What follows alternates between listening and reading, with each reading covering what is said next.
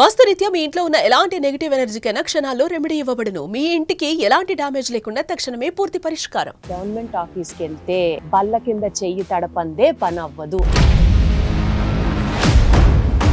సమాజ దృష్టికి వచ్చేది 10 to 15% ఉద్యోగులే.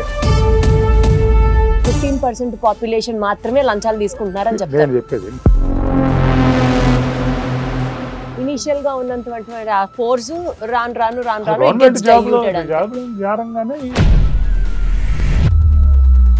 మారిన గవర్నమెంట్స్ ఫేట్ మీద ఆధారపడి ఉంటుందా సార్? అయితే ఇక్కడ మీ ఎంప్లాయీస్ పరిస్థితి మారిన పరిస్థితి ఏంటంటే,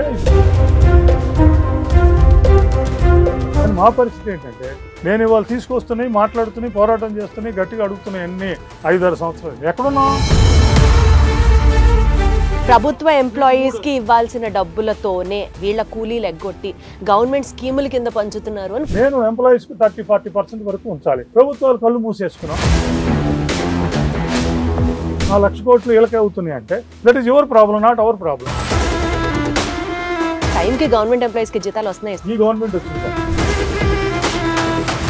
ఇవాళకి ఈఎంఐలు కట్టుకోలేని ఉద్యోగులు చాలా మంది ఉన్నారు. వాడు వెళ్ళి అప్పుకి వెళ్తాడు, 4 మాటలు పడుతున్నాడు.